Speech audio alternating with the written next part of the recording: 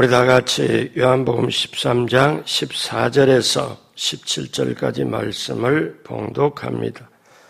내가 주와 또 선생이 되어 너희 발을 씻었으니 너희도 발을 씻어주는 것이 옳으니라. 내가 너희에게 행한 것 같이 너희도 행하게 하려 하여 본을 보였노라. 내가 진실로 진실로 너희에게 이르노니 종이 주인보다 크지 못하고 보냄을 받은 자가 보낸 자보다 크지 못하나니 너희가 이것을 알고 행하면 복이 있으리라. 아멘. 오늘 새벽에 오신 여러분 한 분 한 분 예수님의 이름으로 환영하고 축복합니다. 요즘 날씨가 엄청 덥죠? 여러분 잘 드시고 소화 잘 되고 잠 잘 주무시고 건강 충만하길 주님의 이름으로 축복합니다. 하나님의 저와 여러분을 향하여 예비한 귀한 축복을 넘치게 받으시고 누리시고 나누게 되길 주님의 이름으로 축복합니다. 같이 한번 따라하세요. 예수님을 깊이 알자. 꼭 그렇게 되길 주님의 이름으로 축복합니다. 오늘 말씀의 제목은 제자들의 발을 씻기신 예수님입니다. 제자들의 발을 씻기신 예수님. 예수님이 누구인가를 가장 잘 보여주는 게 사복음서에서 특히 요한복음입니다. 그러면 요한복음에서도 13장에서 17장까지 예수님의 모습이 분명하고 가장 진하게 보여주고 있습니다. 그 중에서 13장은 예수님의 사랑의 모습이 절절하게 나와 있습니다. 예수님은 내게 누구일까요? 첫째로 예수님은 끝까지 사랑하신 분입니다. 오늘 13장 1절 다 같이 할까요?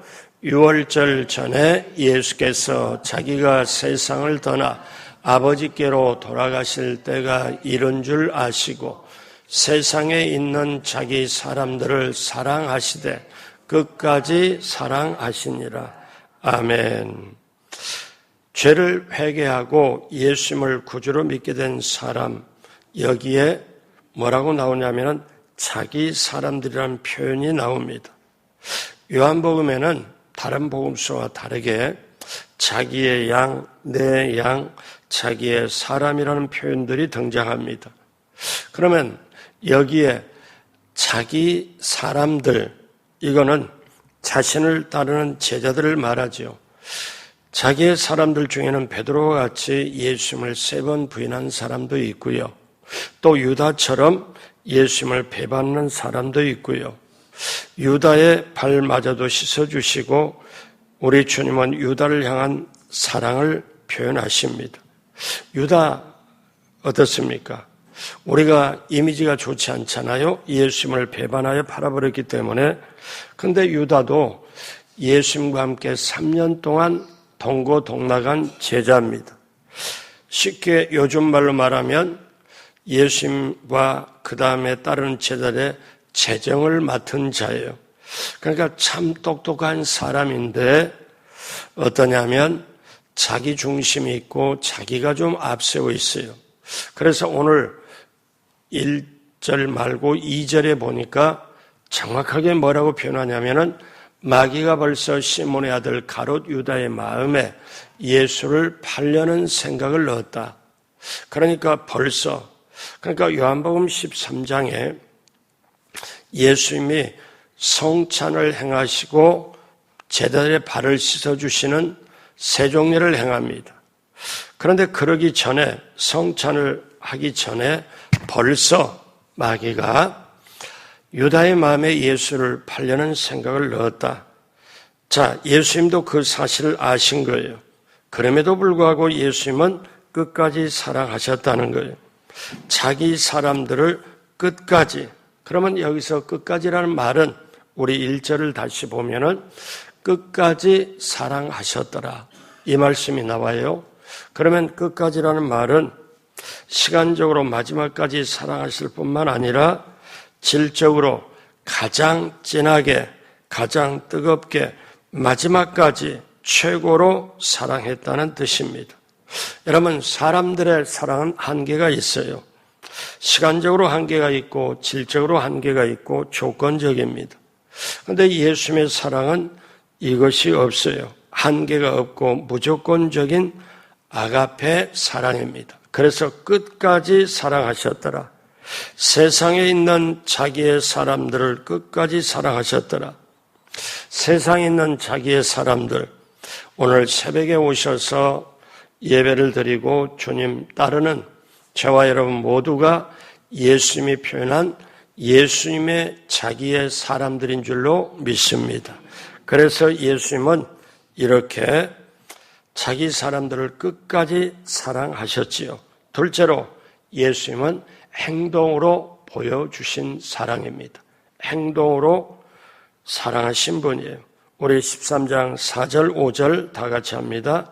저녁 잡수던 자리에서 일어나 겉옷을 벗고 수건을 가져다가 허리에 두르시고 이에 대야에 물을 떠서 제자들의 발을 씻으시고 그 두르신 수건으로 닦기를 시작하여 이제 예수님은 행함으로 보여주세요. 여러분, 말로 하는 것보다 행동으로 나타나는 것이 금과 같은 사랑입니다. 예수님이 직접 이제 제자들의 발을 씻겨줍니다. 그런데 이거는 크게 두 가지 의미가 있습니다. 예수님이 제자들의 발을 씻겨주신 이 행동에는 두 가지 의미가 있는데, 하나는 더러운 것을 씻어주시는 죄사함의 의미가 있습니다. 자, 이미 제자들은 죄사함과 구원을 받은 사람이죠. 쉽게 말하면 목욕을 다한 사람입니다. 그럼에도 불구하고 제자들은 날마다 죄를 범하는 죄인들이었고 날마다 발이 더러워지는 죄인들이었습니다. 오늘 저와 여러분들이 똑같습니다. 우리는 구원을 받았지요. 예수님을 믿음으로 말미암아 구원을 받아서 하나님의 자녀가 되어 오늘 이 자리에 와 있습니다. 그런데 우리는 날마다 죄를 짓지요. 그걸 자범죄라고 그럽니다. 자범죄. 자, 그러면 이것은 어떠냐? 날마다 씻어야 된다는, 죄사함을 받아야 된다는 그런 얘기죠. 그래서 주님은 저들의 허물과 죄를 씻어주기를 원하신 거예요. 여러분, 최고의 사랑은 허물을 덮어주고 죄를 씻어주는 거예요. 자, 예수님이 제자들의 더러운 발을 거룩하신 주님의 손으로 만지면서 깨끗하게 씻어주셨습니다. 제자들은 너무나 의아했어요. 이해가 안 됐어요. 왜냐하면 발을 씻겨주는 것은 종이 상전에게 하는 것, 가장 천한 일이었어요. 종들의 할 일이에요. 그런데 예수님이 성찬을 다 하고 난 다음에 분위기가 좀 거룩한데 예수님이 대야를 갖다 물을 가져놓고 수건을 갖다가 허리춤에다 딱 끼고, 그리고 자, 베드로 앉아라.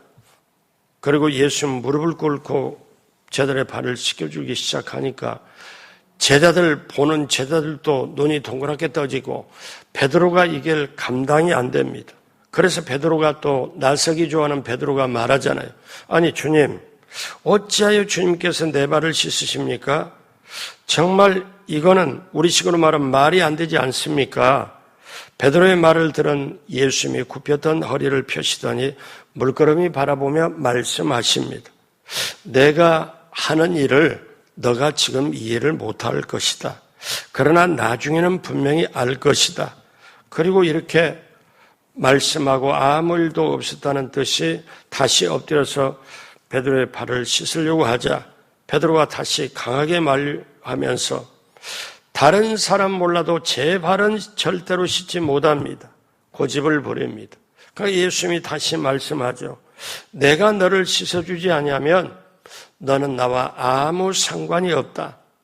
그 말을 듣고 보니까 어떠냐? 예수님이 내 발을 씻어주지 않으면 예수님과 나하고는 관계가 끊어진다고, 관계가 상관이 없다고?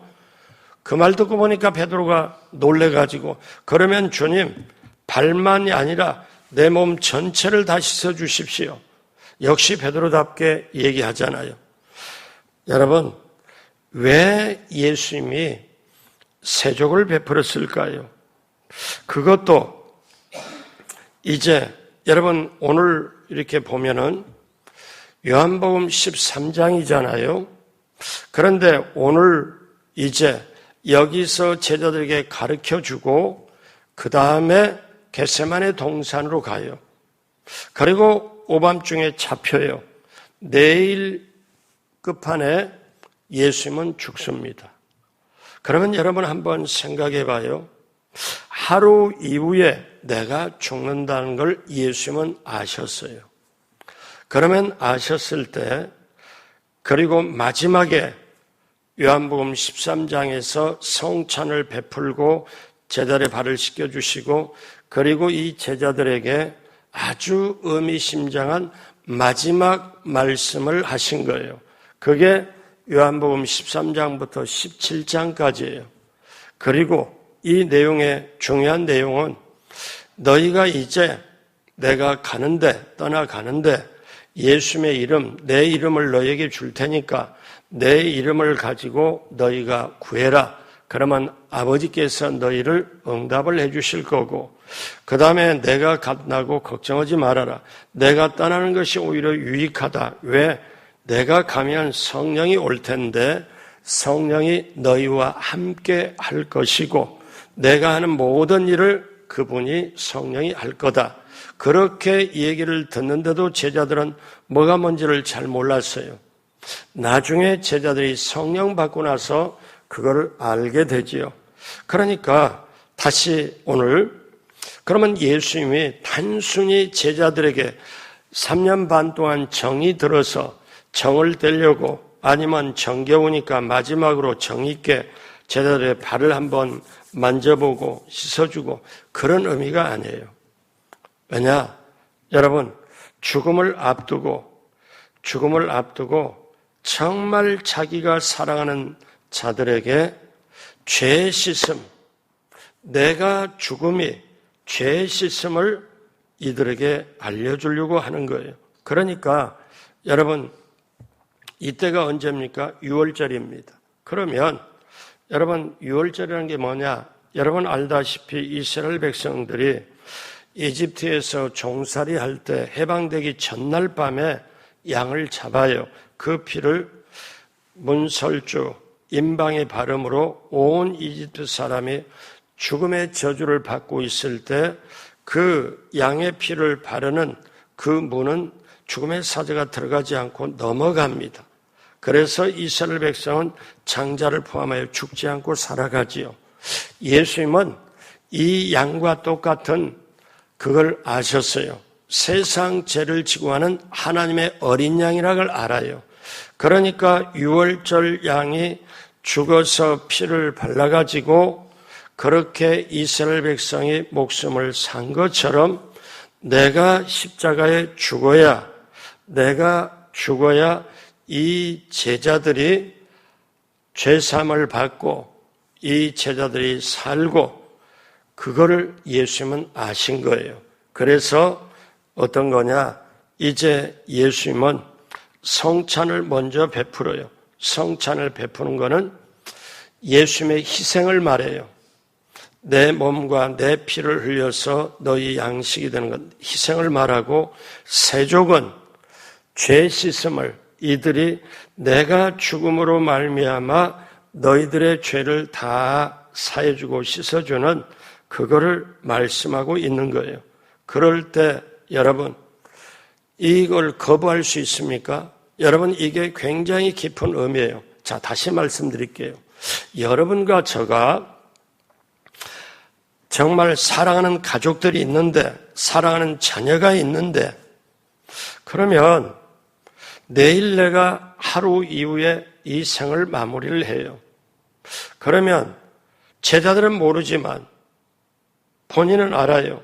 내가 내일 하루밖 이후에 세상을 떠난다. 그러면 오늘 밤에 이 가족들에게, 연인에게, 남편과 아내에게 가장 사랑하는 사람을 놓고 마지막 행동, 가장 귀한 행동을 할 거 아니에요. 가장 귀한 말을 할 거 아니에요. 인간적으로 보면 예수님이 지금 이걸 하신 거예요. 그러니까 세족은 뭘 말하느냐?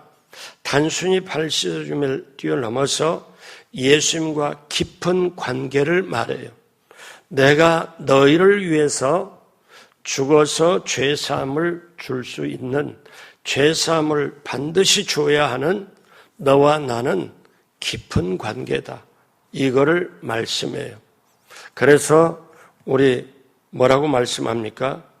일반 행사 때나 어떤 때 세족례를 하지만, 그래서 세족이 중요하니까 예식이라고 말해요. 세족식이라고 말해요. 자, 세족례라고도 말해요.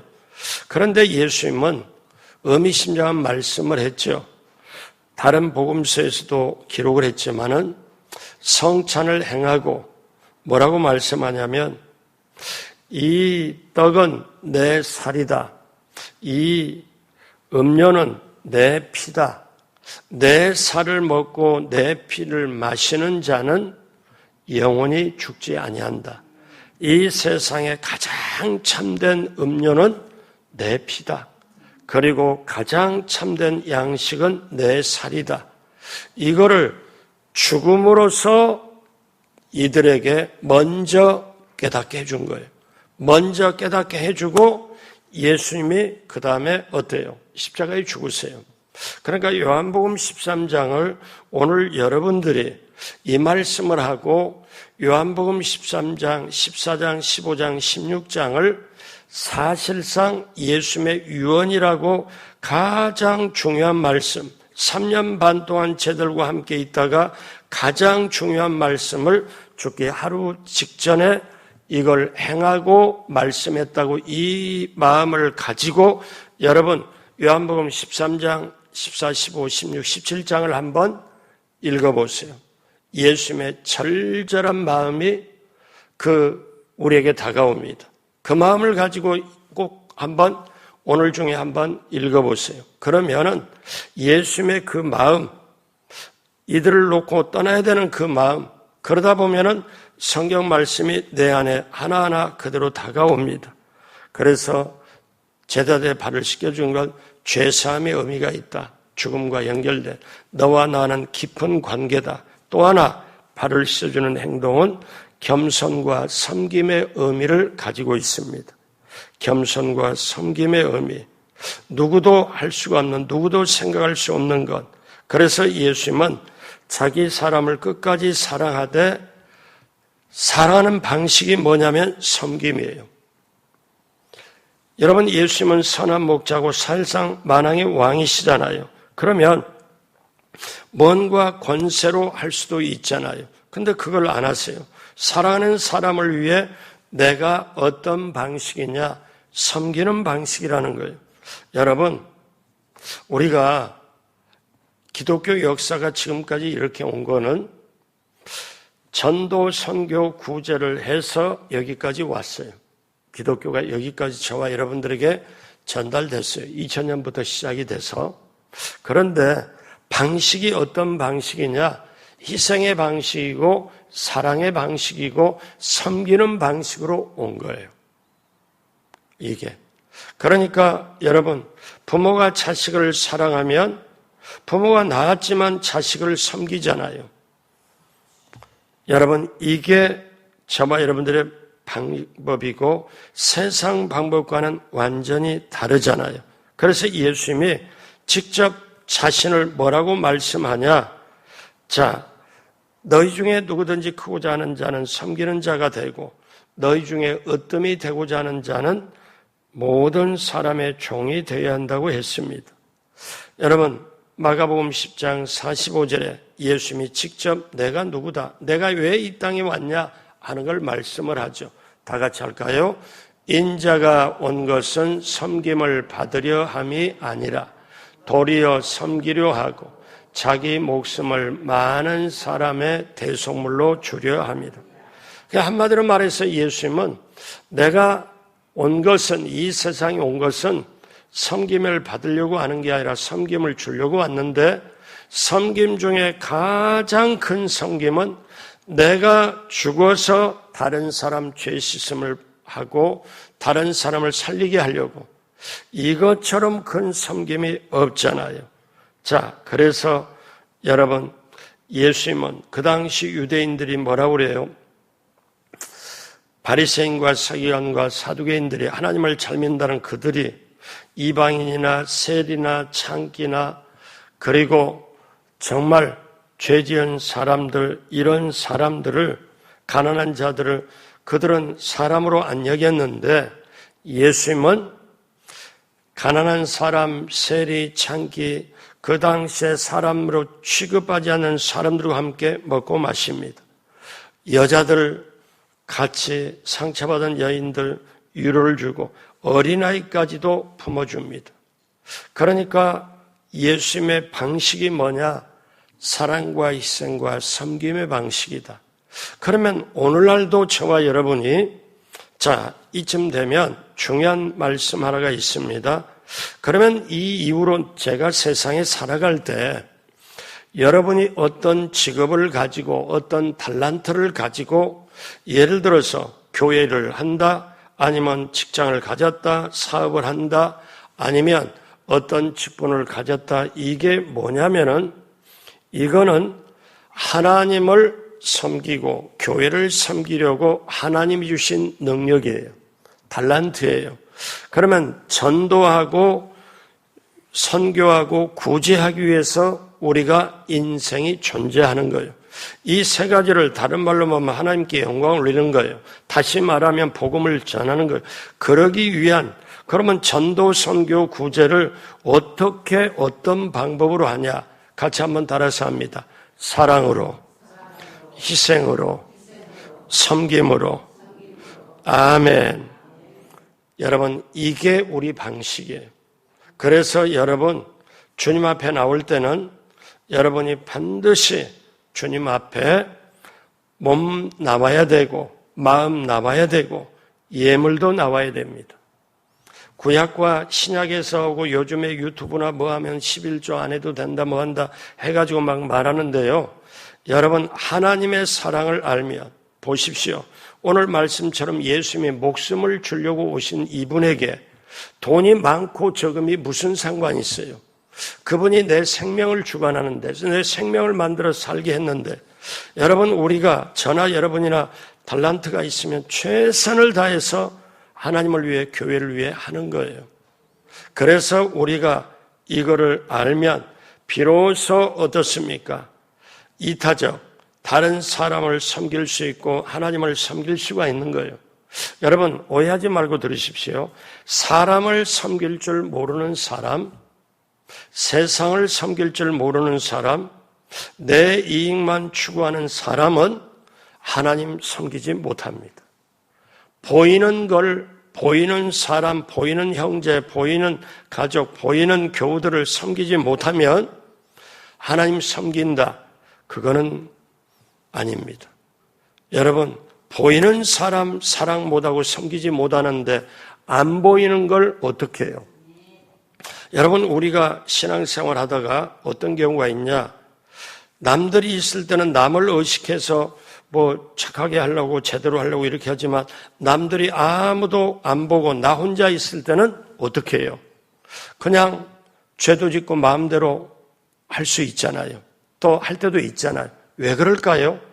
아무도 없는데 하나님이 내 앞에 안 계신다고 생각하고 하나님이 없다고 생각하니까 그렇게 하는 거예요.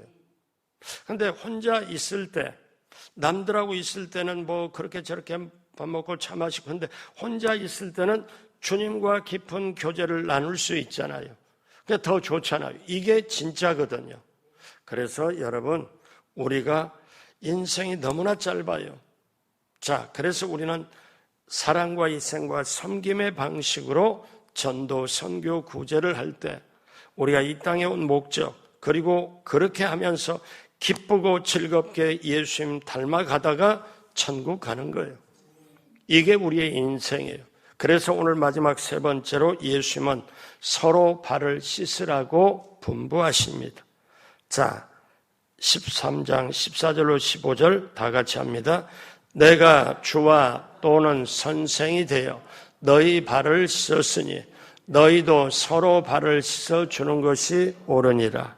내가 너희에게 행한 것 같이 너희도 행하게 하려 하여 본을 보였노라.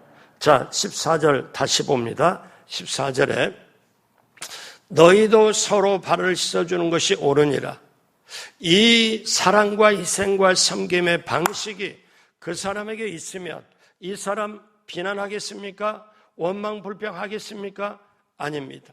섬기려고 작정을 하면 상대방의 죄 씻음, 상대방의 섬김을 하려고 작정을 하는 사람은 절대로 그 사람에 대해 원망불평 안 합니다. 여러분, 이 말씀이 그 안에 들어있잖아요.